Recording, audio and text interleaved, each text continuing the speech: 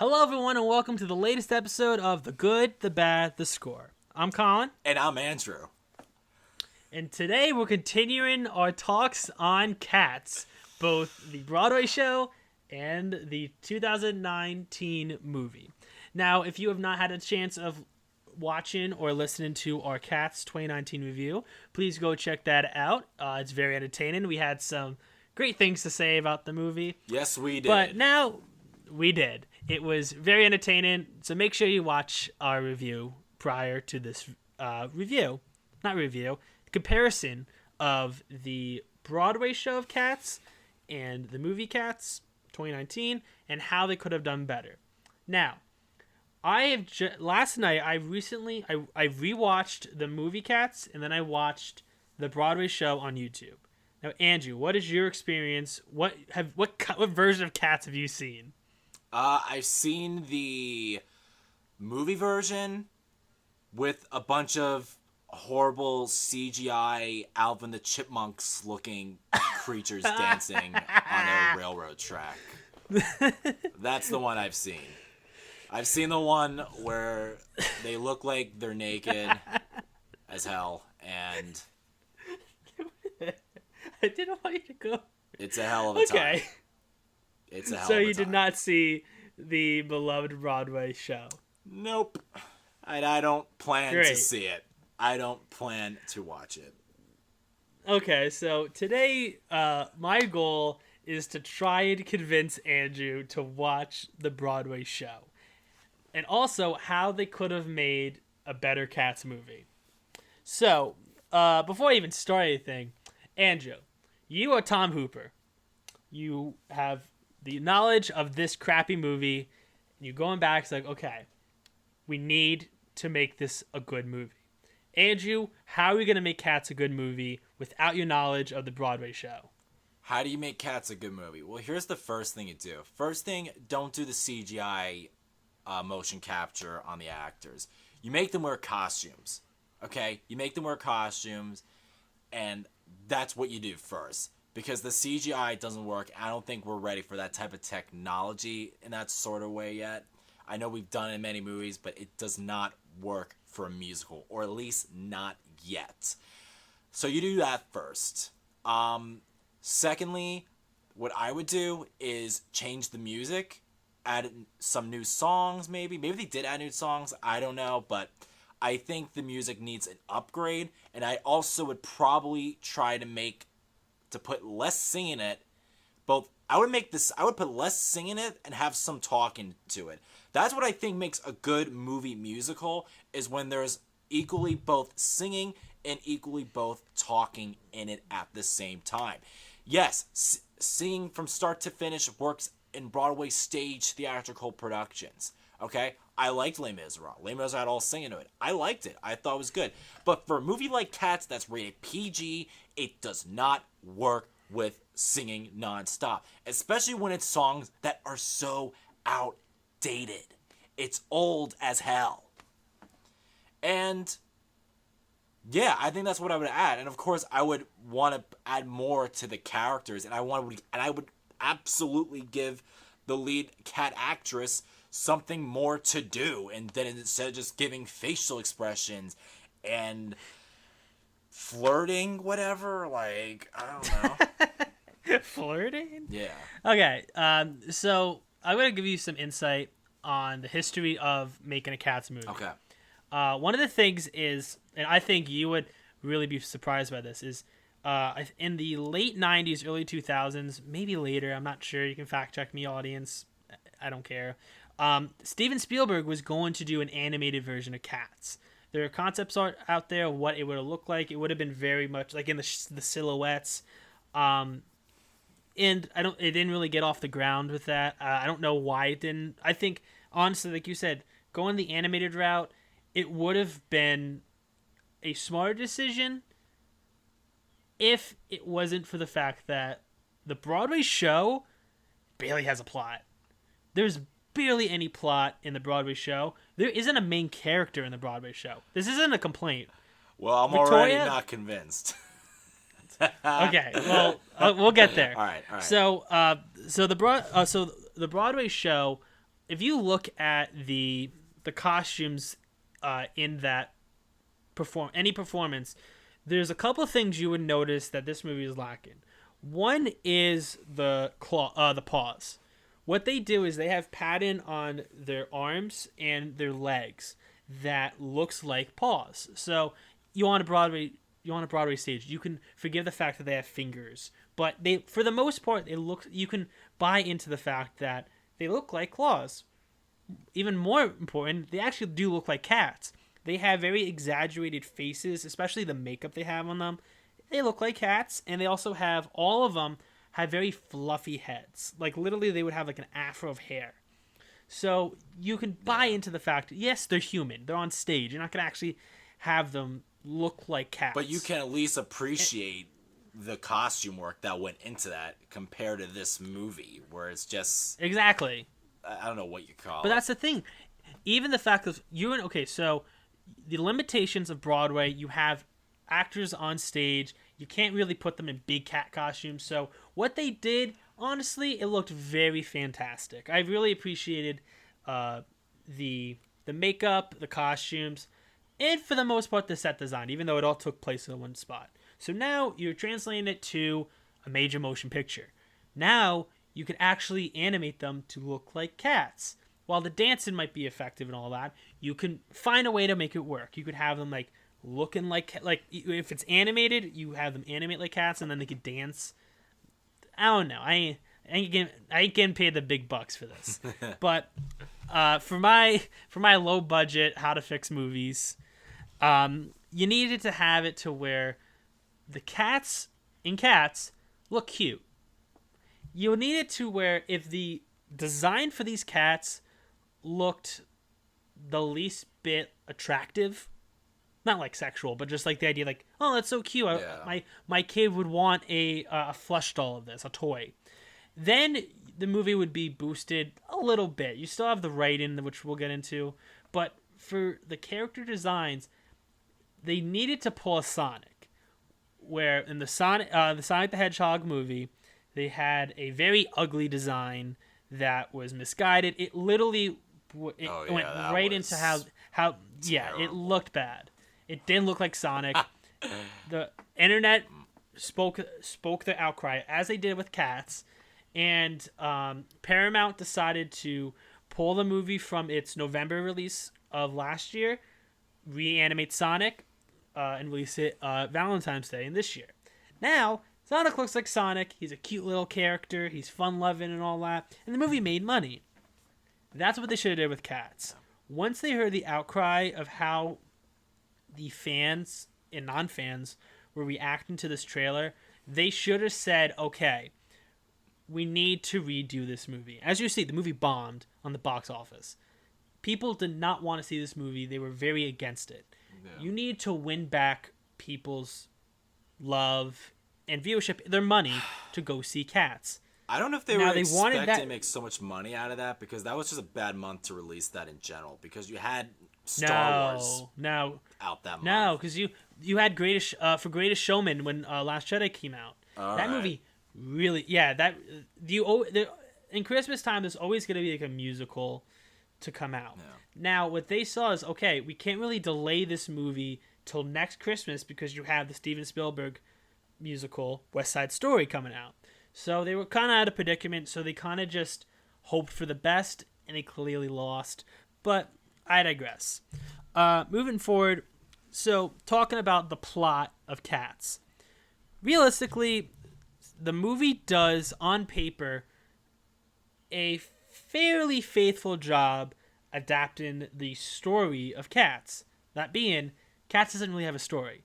Realistically, Cats is just a big party idea where, hey, you got the Angelical Ball, you got the head guy, and it's like, yo, we're all gonna have fun, we're gonna be dancing, singing, doing catnip and all that, and then we're gonna have one winner, and that one winner will be the Angelical Cat who gets to go up into the heavens. What the movie did wrong was they took this plot way too seriously. They treated it as if it was a life or death situation of, we need to be the Angelical Cat. Like, literally, our lives suck, and if you're not the Angelical Cat, then you're just a piece of shit. In the Broadway show, everyone's having fun. It's the tone of like, hey, I could win. If I can't, oh well. I'm still having fun. That's the biggest thing the movie was missing, was the fun. Yeah, I mean, there was no fun to it. No. Also, so there was no fun at all. No. Now, let's talk about Macavity, Andrew. Idris Elba. What would I tell you that Macavity has maybe 5 minutes of stage time in the actual show? There's no Thanos snapping. There's no stupid boat where they want to walk the plank. He's literally just a scary monster that comes out for Macavity the cat. Wow, that's it? He just comes in for 5 minutes? It's an extra role. It's not a role that is like the main villain. I actually don't like that. I kind of liked what his character was doing in this movie. That he was kind of mysterious. He was kind of taking the cats away. You know, he was kind of, cooperating something. He was making like a little secret plan. But how I kind of saw it is Macavity in the movie. You should not have seen him until his song. He should have just been this mysterious force, like, oh, you got to watch out for Macavity. These cats are going missing, and you don't know where they're going. It's like it's everything that happens is off screen with Macavity. You never really see him or see him actually like disintegrate people or where they go. It should have just been this very like horror story, like a myth. And then when he comes out, you have a big number to introduce him to kind of take it over. That's not what happens in the Broadway show, but that's what they should have adapted to it. Yeah, and you mentioned in the songs, Andrew, literally, again, I'm not the cat expert. I literally just watched it last night, but the songs are just kind of each character gets a song. It's just an ensemble cast. Every single person, you get the railway cat, you get the fat cat, you get the sassy cat, and everyone gets their own little song, and they're having fun, and that's it. That's pretty much the show. There's not like a story like, oh, we got to start from here and there. We've run into these characters. We got to bring these characters back. We got to have extra characters. No, it's very much like you come in, each character, they come in, they come out. They're very much like, don't get attached to any of the cats because they're on it for one song. Boy. So yeah, that was torture. Actually, and then I would say the final point we're gonna bring up is Grizabella, which we didn't even talk about Jennifer Hudson in our review. Yeah. We literally forgot about her. So Grizabella, she is supposed to be this very like kind of hobo cat who's literally just kind of. You show him like she is literally the outcast of the whole world. While everyone's having fun, everyone's just kind of shitting on her. Oh, yeah. That's so she's like Jennifer Hudson's character then. Everyone hates her and no one likes her in the Broadway version. Is that what you're saying? Yeah, but yes, but better. Okay. Like literally, it's not just like a authority line, and also they make her look like she's like an old woman. Wow, so she had a bigger part in the Broadway version than the movie. That's hard to believe. But convince me. Yeah, so the idea of it is that the whole moral of it is that you shouldn't judge a book by its cover. Kind of the idea of how this is a woman who literally was the outcast. No one really gave her the time of day. And at the end of it, she goes and sings Memory, which literally blows the house down. And so she sings Memory and not Jennifer Hudson? Her character sings that song. She sings that song. Yeah, Memories. Yeah, it's sung by that character and not by Jennifer Hudson's character in that version. That is Jennifer Hudson's character. Jennifer Hudson's character. Okay. I was so confused. Like, wait, did I say it wrong? No, I thought Jennifer Hudson plays Grizabella. Okay. I got confused. Oh no. The white cat, Victoria doesn't sing it. No, Grizabella does. Okay. So that is still the same. Okay, so I'll regroup a little bit. So Grizabella, she's the one who sings Memory. She sings the heart out. Like literally, it's a powerful moment. It's like literally the moment in the movie. I'm sorry, in the show. Damn it. Yeah, actually no, I was right. In the Broadway show. In the movie, it literally feels very unearned. That you just don't have it to where you have that emotional impact. Like, yeah, these people were mean to her, and she literally showed them off, and she deserves everything she got. That's where the biggest emotional. That's where the biggest emotional reaction to Cats was completely missing from the movie, and how you have the biggest song in the movie, and it just feels like, another Jennifer Hudson song. Yeah. So yeah, the last thing I'll talk about, and Andrew, I want you to chime in on this, is what this movie should have been.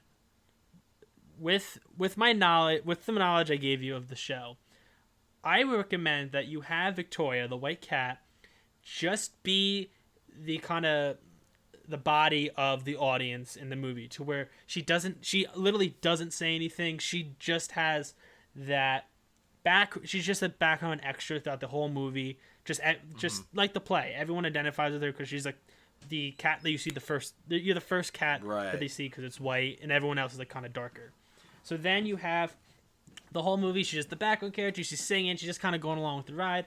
And then when it's time to have Jennifer Hudson and Grizabella sing Memory, that's where she kind of speaks up and kind of defends her. So then there'll be like a big moment. It's like, oh my gosh, so this quiet character kind of stood up and said, like, no, this is a person you need to listen to. Stuff like that. Because the show didn't have a main character, they kind of had to make Victoria that kind of template for the audience to follow, because there would have been too many characters to kind of juggle if you didn't have the central point character that you're always following. The only problem is she's not interested. Not the slightest. Wow.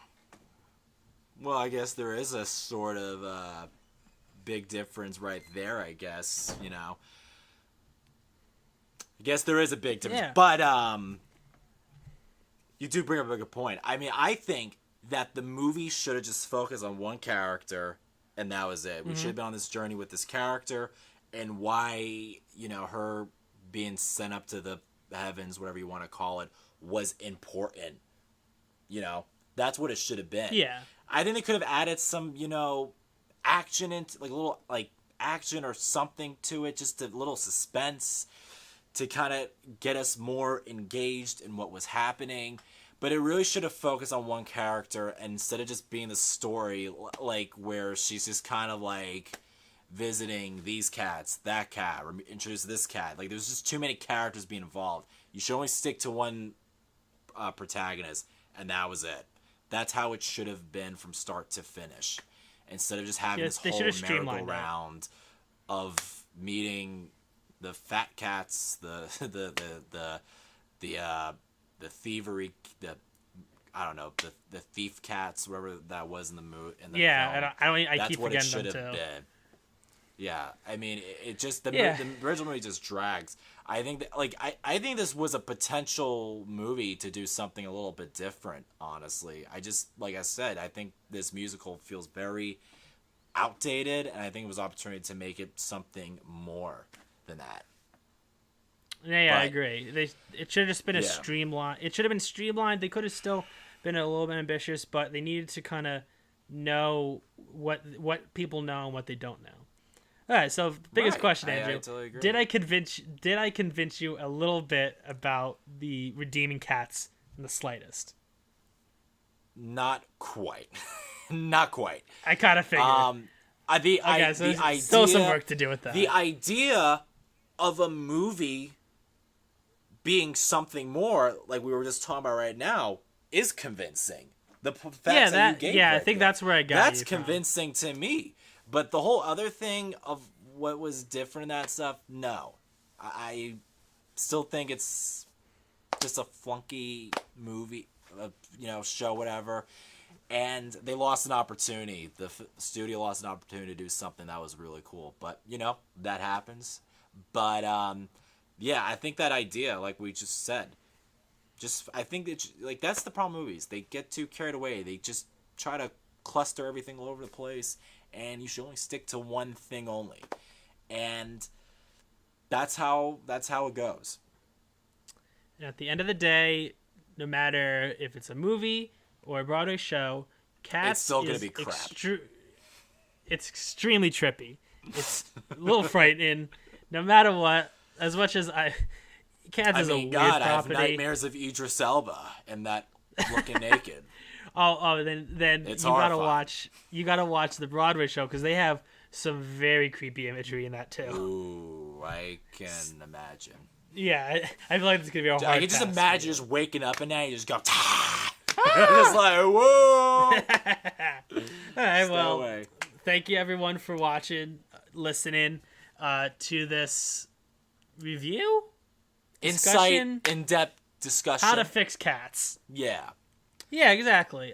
Please follow us on Facebook, Instagram, Twitter. You can find us on YouTube at Good Bad Score. You can find us on SoundCloud for an audio version, Good Bad Score. Literally, if Phone you search book. Good Bad Score on anything. Yeah. Good Bad Please Score. subscribe. Subscribe to our Please channel. subscribe. Tell your friends. Tell the people you don't like. neighbors. Yeah. You tell them. And you tell them to subscribe to our channel. Well, I'm Collin. And I'm Andrew. And meow. Okay. Okay. Good night.